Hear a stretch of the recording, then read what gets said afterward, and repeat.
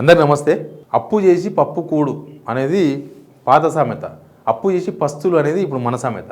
ఎందుకంటే చేయాల్సిన అప్పులు చేస్తుంది గవర్నమెంట్, జరగాల్సినవి జరుగుతున్నాయి. అసలు గవర్నమెంట్ ఇన్కమ్ పెంచుకునే మార్గాలను వదిలేసిందేమో అనిపిస్తుంది. ప్రభుత్వం నడవాలంటే భూములు అమ్మాలి, ప్రభుత్వం అమ్మాలంటే ఇంకేదో అమ్మాలి, అసెట్స్ అమ్మాలి, లేకపోతే అప్పు చేయాలి. ఇంతే.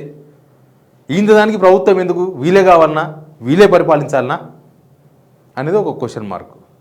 ఎందుకు నేను అప్పుల గురించి మాట్లాడుతున్నానంటే, ఈ గవర్నమెంట్ వచ్చిన కొత్తలో అసలు అప్పుల మీద మాట్లాడితే వీళ్ళు అప్పులు చేయకుండా పరిపాలిస్తారేమో, అసలు వీళ్ళు అప్పులకు వ్యతిరేకమేమో అనుకున్నాం అందరం.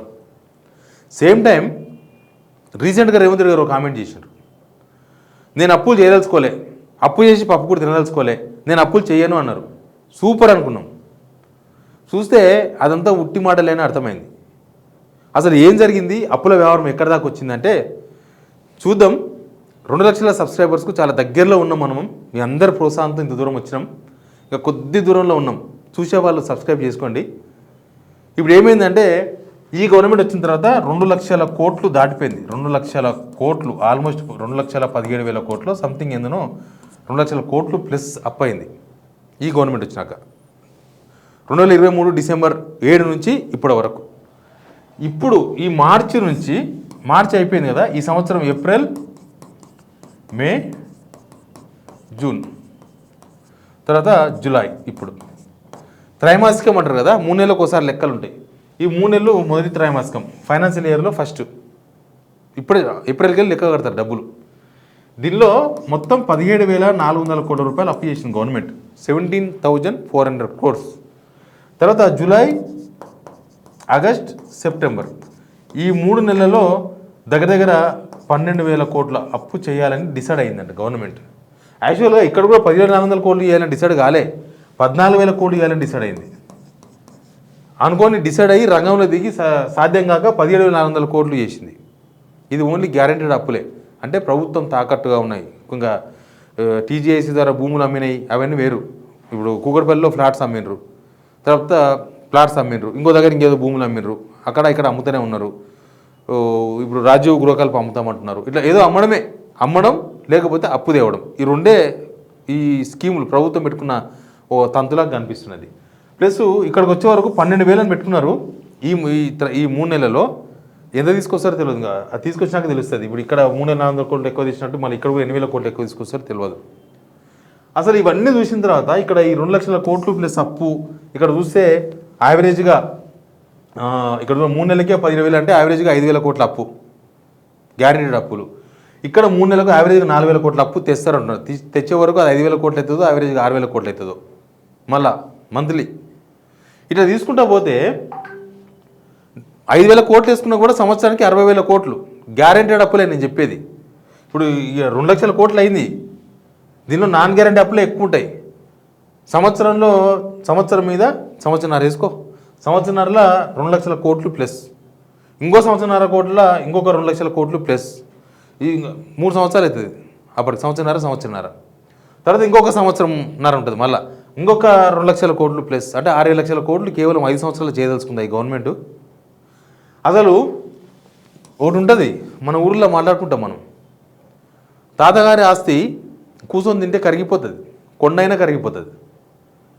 మనం సొంతంగా ఏం సంపాదించుకున్నాం, మనం సొంతంగా ఏం సంపాదిస్తున్నాం, మనం సొంతంగా మనమైనా బతుకుతున్నామా, మన తిండి మన బట్ట అదన్నా సంపాదించుకున్నామా అనేదే ఇంపార్టెంట్. ఎందుకో ఈ ప్రభుత్వం వచ్చినప్పటి నుంచి ఒకటే స్టైల్, ఒకటే ఫార్మాట్లో పోతున్నది. స్కీమ్స్ లేవు. పోనీ ఏమన్నా స్కీమ్స్ అమలు చేసినారు వీళ్ళు, ఏమో జనాలకు ఇచ్చిన హామీలు అమలు చేసుకున్నారు కాబట్టి ఇంకా మాట మీద నిలబడికి అప్పు చేసినారంటే అది లేదు.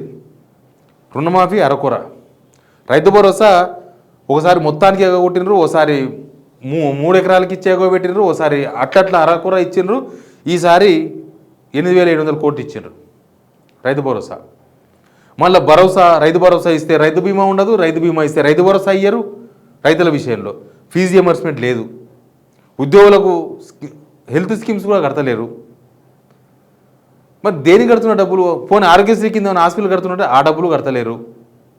పోనీ స్కూల్లో పిల్లలకు డ్రెస్సులు కుట్టిస్తారు కదా టైలర్లు, పాపం వాళ్ళు చిన్నగా ఏదో ఇట్లా బట్టలు కుట్టుకొని బతుకుతాం అనుకుంటారు, వాళ్ళకు కూడా ఇస్తలేరు. ఈ మన ఊరు మనబడి పని చేసినారు, వాళ్ళకు 200 కోట్లు ఉంటుందంట, అవి కడతలేరు. పోనీ ఏమైనా కన్స్ట్రక్షన్ చేసినంటే ఏం కన్స్ట్రక్షన్ చేయలేదు, ఏడ ముగ్గు పోయలే, ఏడ ఇటుక పిల్ల పెట్టలే. మరి ఏమని అర్థం చేసుకోవాలి? తాతగారి ఆస్తిని, తెలంగాణ ఆస్తిని అమ్మి ప్రభుత్వం నడపనికే, అప్పు చేసి ప్రభుత్వం నడపనికే వీళ్ళే కావాలన్నా? ఏం అవసరం లేదు. ఉత్తరం నడుపుతుండ్రు, వీళ్ళేం పరిగెత్తిస్తలేరు, ప్రభుత్వాన్ని ఉరికిపిస్తలేరు, జనాలకు ఇచ్చిన హామీలు అమలు చేస్తలేరు. ప్రభుత్వంలో ఒక ఇన్ఫ్రాస్ట్రక్చర్ అంటే రేపు డబ్బులు సంపాదించే ఒక ప్రాజెక్టు అట్లాంటిదేం కడతలేరు. మనం మామూలుగా మాట్లాడుకుంటాం కదా, డబ్బులు సంపాదించే ప్రాజెక్టులు కొన్ని ఉంటాయి. అంటే రేపు మన డబ్బులు సంపాదించడమే కాదు, రేపు మనకు ఉపయోగపడేది, తెలంగాణకు ఉపయోగపడేది, తెలంగాణ ఆస్తి పెంపకం, తెలంగాణ ప్రజలకు ఉపయోగపడేది రేపు. ఇట్లా భూములు చూసిరు కదా మొన్నటిదాకా, లాగా ఎస్సీ భూములు అమ్మాలనుకున్నారు. అట్లా ఏడ భూములు దొరుకుతాయని ఎప్పుడు సెర్చ్ చేసి భూములు అమ్మడం, తనఖా పెట్టి 10,000 కోట్లు తీసుకొచ్చారు తాకట్టు పెట్టి. అట్లా తనఖా పెట్టి తాకట్టు తెచ్చుకోడు, ఏం అర్థమైతలేదు. ఊళ్ళో ఒక 10 సంవత్సరాలకోసం 20 సంవత్సరాల కింద మీద అవుతుంటారు. డబ్బులు లేని వాళ్ళు అవుతారు, డబ్బులు లేని వాళ్ళు అవుతారు. ఏంటంటే ఆ డబ్బులు లేని వాళ్ళు జాగ్రత్తగా 4 పైసలు సంపాదించుకొని ఇల్లు కట్టుకొని 2 ఎకరాల పొలం కొనుక్కొని పని చేసుకుంటారు. ఈ డబ్బులు వాళ్ళు ఏం చేస్తారంటే ఇంట్లో కూర్చొని తాతల నాటి వస్తుంది కదా అని రోజు కడక తాగుతూ ఉంటారు. అది అయిపోతుంది, అయిపోయినాక మళ్ళీ రోడ్డు మీకు వస్తారు. అట్లే అనిపిస్తుంది ఇక్కడ. మనం ఇప్పుడు కడక తాగుతున్నాం.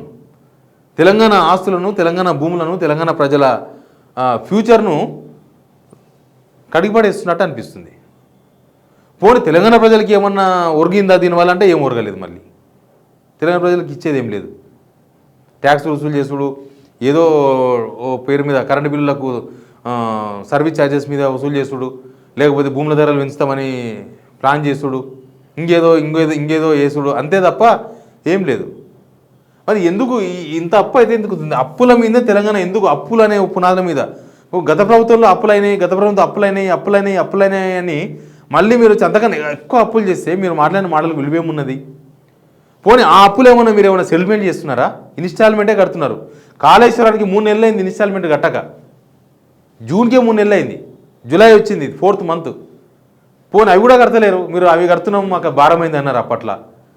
మీరు కట్టేది తక్కువ, చెప్పేది ఎక్కువ. నెలకు 6,000 కోట్లు కడతారు, 18,000 కోట్లు కట్టాలి ఇప్పుడు మీద పడ్డది, అది కడతలేరు. కరెంటు బిల్లు కట్టాలి, దానికి 3,000 కోట్లు ఎప్పటిదో పోయిన గవర్నమెంట్ ఉండదో, ఈ గవర్నమెంట్ వచ్చిన కొత్తలదో ఆ కరెంటు బిల్లు కడతలేరు. పెద్ద ప్రాజెక్టులు, పాలమూరు రంగాల ప్రాజెక్టులు ఎట్లా ఆగిపోయినాయి, ఢిల్లీ ప్రాజెక్టులు ఎలా ఆగిపోయింది కాంట్రాక్టర్లు పైసలు ఇయ్యక. మరి ఏమవుతుంది అంటే అంటారు కదా, బర్కత్ వస్తలేదంటారు. అటు అప్పు తీసుకొచ్చినా బర్కత్ వస్తలేదా, లేకపోతే ప్లానింగ్ కుదురుతలేదా?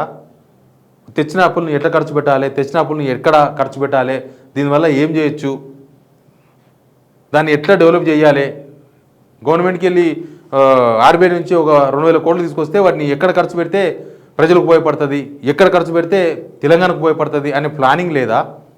ఏం జరుగుతుందో మరి ఎవరు సలహాలు ఇస్తున్నారో ఫైనాన్షియల్గా. కానీ గవర్నమెంట్ ఇన్కమ్ పెంచే ప్రయత్నం చేయాలి. దానికోసం అవసరమైతే అఖిలపక్షం పిలవాలి, అవసరమైతే నిపుణులను పిలవాలి. అలా పిలుచుకొని 4 గోడల మధ్య కాకుండా కొద్దిగా బహిరంగంగా అవసరమైతే అసెంబ్లీ సమావేశాలు పెట్టి తెలంగాణకి ఇన్కమ్ ఎక్కడ పెంచాలి, జనాల మీద బడెన్ పడకుండా ఇన్కమ్ ఎట్లా పెంచాలి, అది కదా ఇంపార్టెంట్. నేను ఇవాళ 4,000 సంపాదిస్తున్నారు, వచ్చే నెల 5,000 సంపాదించాలి ప్లాన్ చేయాలి. జాబ్ మారితే ఉన్న జీతం పెరుగుతుందా ప్లాన్ చేస్తారు మామూలుగా ఇండివిజువల్స్. మరి తెలంగాణ ఒక రాష్ట్రం కూడా ఒక కుటుంబం లాంటిదే. ఇక్కడ కూడా ఇన్కమ్ పెంచడానికి ఏం మార్గాలు ఉన్నాయి? జనాల మీద బడెన్, ఊరికే మందు ధరలు పెంచుతాం, బీర్ ధరలు పెంచుతాం, అది కాదు. దానివల్ల జనాలకు బొక్క, జనాల మీద బడెన్ పడుతుంది. మీరు ఇచ్చింది లేదు సచ్చిందిలే కానీ వాళ్ళ దగ్గర నుంచి జేబులో డబ్బులు గుంజుకున్నాడు. మొన్నటిదాకా ఎల్ఆర్ఎస్ డబ్బులు గుంజుకున్నారు, ఎల్ఆర్ఎస్ పేరు మీద. ఇంకా రేపు ఏమేం చేస్తారో తెలియదు. కానీ దాని మీద ఉన్నంత శ్రద్ధ మందు డబ్బులు పెంచాలి, లేకపోతే జనాల దగ్గర నుంచి ఏమేమి ఛార్జీలు వసూలు చేయాలి అనే దానికి ఉన్న శ్రద్ధ అసలు ఎక్కడ మనకు ఇన్కమ్, తెలంగాణకి ఇన్కమ్ పెరగాలి అంటే ఇన్కమ్ పెరగకపోతే అప్పులు పెరుగుతాయి, ఇన్కమ్ పెరగకపోతే మీరు స్కీమ్స్ అమలు చేయలేరు. అది మీ ఫెయిల్యూరే, అది పాలకుల ఫెయిల్యూరే అవుతుంది. ఇన్కమ్ పెరగకపోవడం తగ్గుతుంది. నెలకు 14,000 కోట్ల రూపాయలు వచ్చే ఇన్కము ఇప్పుడు 12,000 కోట్లకు కాదు, 11,000, మొన్ననే చెప్పింది కాదు, 11,000 కోట్లకు పడిపోయింది. అది ఇంకా డౌన్ఫాల్ అవుతుంది, ఇంకా తగ్గుతుందట. ఈ 11,000 కోట్లు ఎట్లా ఆపాలని ప్రయత్నం చేస్తున్నారు ఆఫీసర్లు. దీన్ని ఎట్లా ఆపాలని వాళ్ళు ఇంకా కసరత్తు చేస్తున్నారు. సంథింగ్ తెలంగాణ ఉన్న కాడ ఉండకుండా లోపలి పోతుంది, పైకి రావాలి. యాక్చువల్గా పైకి వస్తే మనమంతా బాగుపడతాం, మన తెలంగాణ బాగుపడుతుంది. మనలోకి 4 స్కీమ్స్ వస్తాయి. మనలోకి ఉచిత స్కీమ్స్ అనేది ఒకటి ఉంది. ఉచిత స్కీమ్స్ ఇవ్వడం వల్ల, ఉచిత స్కీమ్స్ కాదు, ఉన్న స్కీమ్స్కే ఇస్తలేరు, ఉన్న స్కీమ్సే ఇస్తలేరు. ప్రభుత్వ ఉద్యోగులకు పిఆర్సీ అట్లే ఆగిపోయినాయి. ఒక పిఆర్సీ ఇచ్చారు, మళ్ళీ 5 పిఆర్సీ సారీ ఒక డిఏ ఇచ్చిండ్రు, ఇంకొక 5 డిఏలు అట్లే ఉన్నాయి. పిఆర్సీ అట్లే ఆగిపోయింది. పెన్షనర్లకు పెన్షన్ వస్తలేదు, రిటైర్మెంట్లకు రిటైర్మెంట్ బెనిఫిట్స్ వస్తలేవు, కొత్తగా ఉద్యోగాలు ఇచ్చి ఏమైనా జీతాలు ఇస్తున్నట్టే గది లేదు. మరి ఏమీ లేదు. ఎక్కడ అన్నీ ఉన్న అల్లునోట్ల శని ఎక్కడుందనేది కనిపెట్టాల్సిన అవసరం అయితే ఉంది. Please subscribe signal TV.